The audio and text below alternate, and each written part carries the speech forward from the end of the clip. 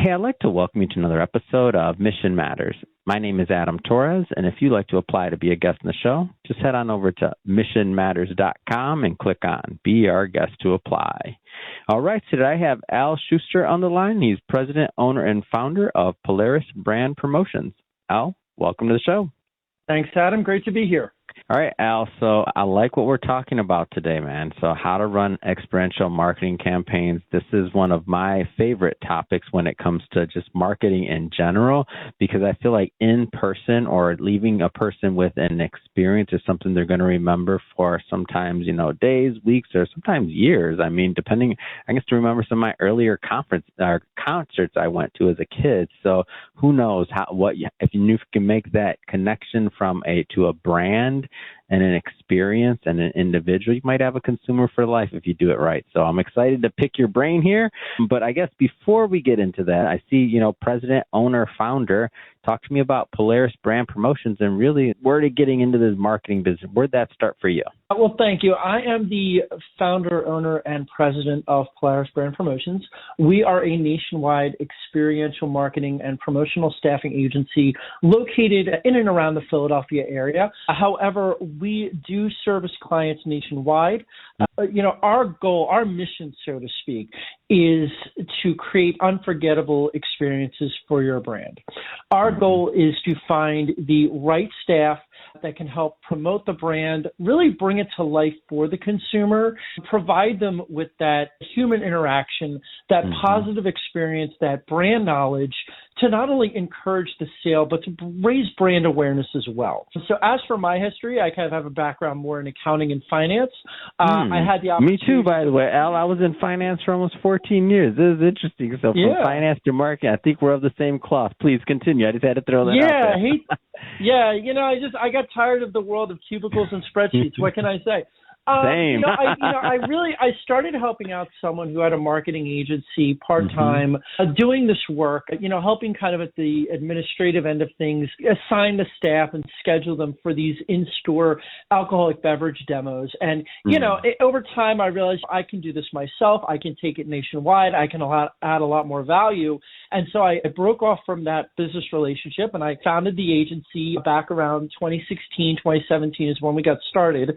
I jokingly tell people, I picked the absolute perfect time to leave my accounting job because 9 months after I left my day job, the global pandemic hit. So I was thinking about that timing. I'm like, come on, man. Yeah, it was rough. It was rough, but ever since then we've hired an amazing corporate team that is dedicated and has really helped this agency grow into what we are. So that's kind of a little bit of the history of how we got here. So let's get into what it takes to create an experience. Like, talk to me. How do you want to tee this one up? Like, where does it start?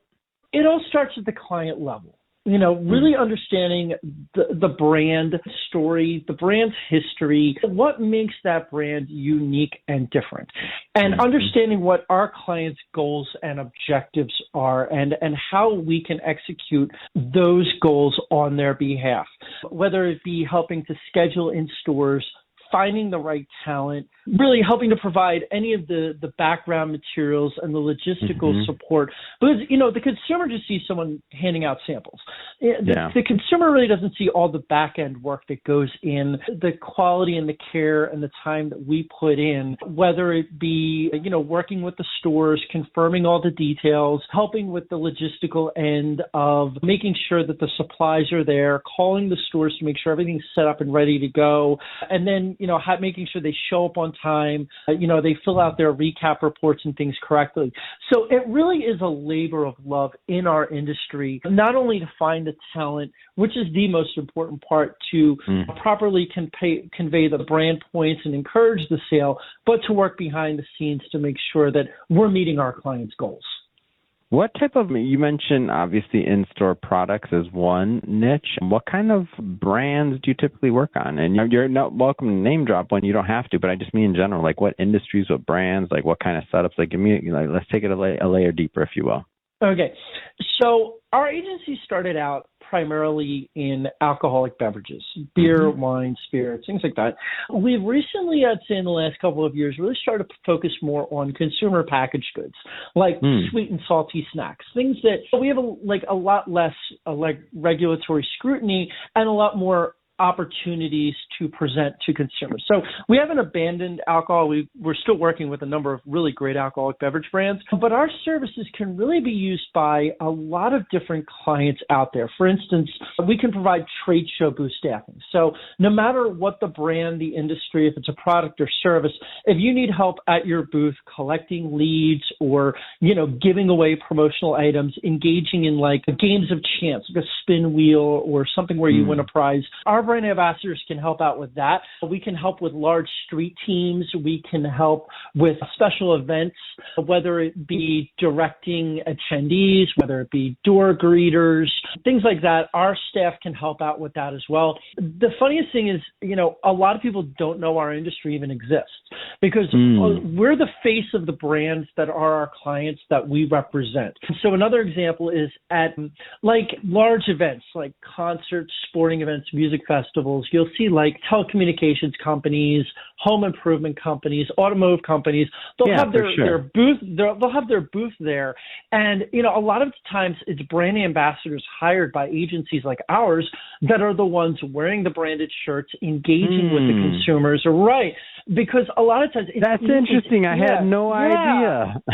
Yeah, not always, but a lot of the times because it's a lot easier and more cost effective for our clients to hire an agency like ours where we have the experienced, enthusiastic talent who does this as a majority part of their income rather than having to go on job boards, do all the recruiting, do all the paperwork, and have to kind of like panic if someone calls out last minute. Well, I can't go back to the job board when there's only like 6 hours until the event starts.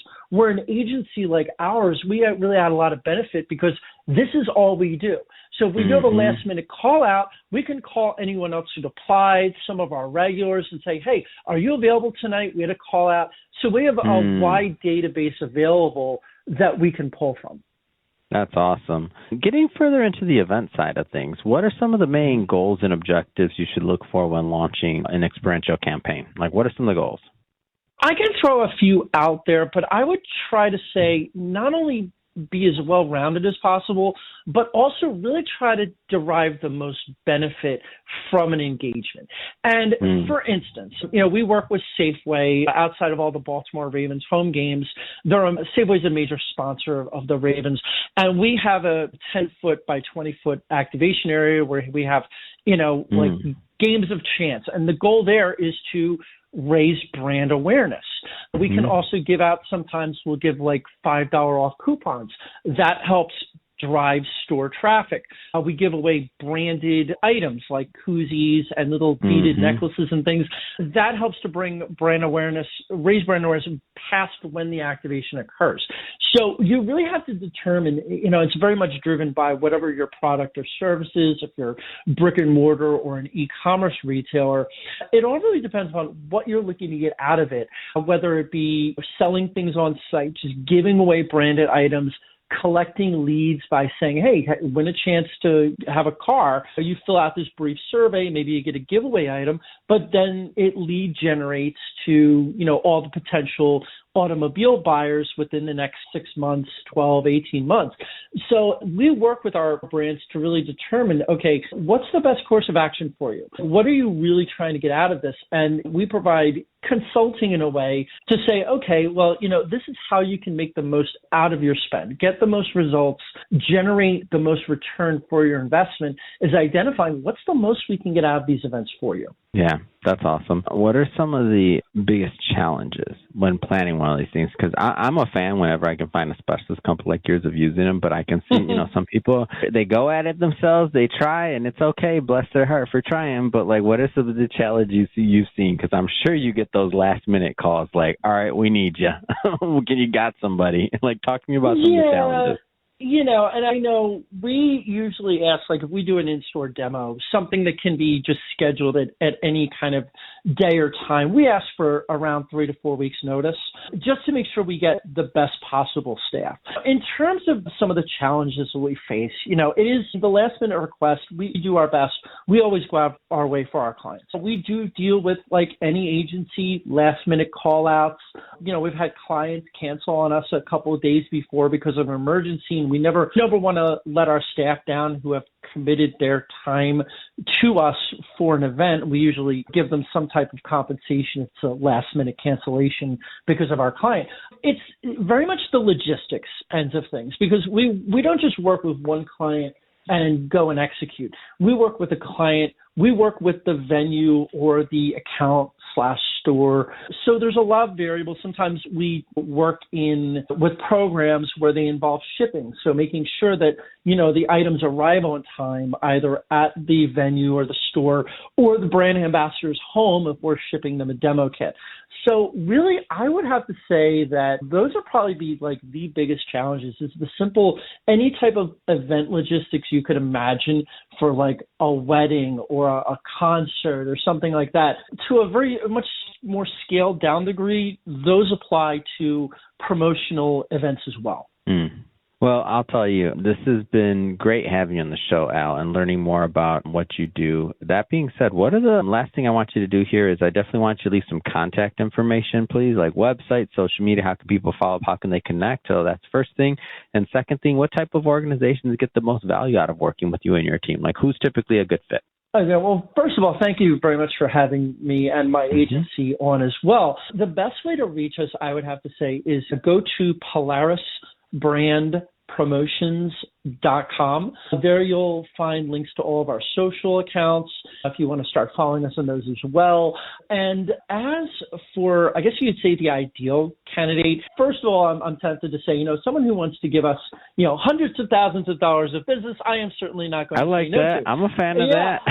But honestly, I'm not going to say like our ideal clients, but our best clients, the ones we love to work with, are startup growing brands. Ones where as they grow, as they enter new chain stores, as they enter new markets, we can grow along with them. We get to know their brand. We get an established base of brand ambassadors in a particular market, like a major city or whatever. And we start reusing those brand ambassadors and rebooking them over and over again.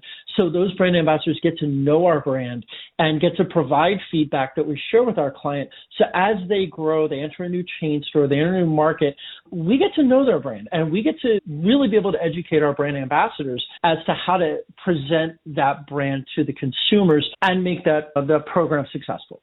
Wonderful. For everybody listening, let me have you leave that website one more time, please, Al.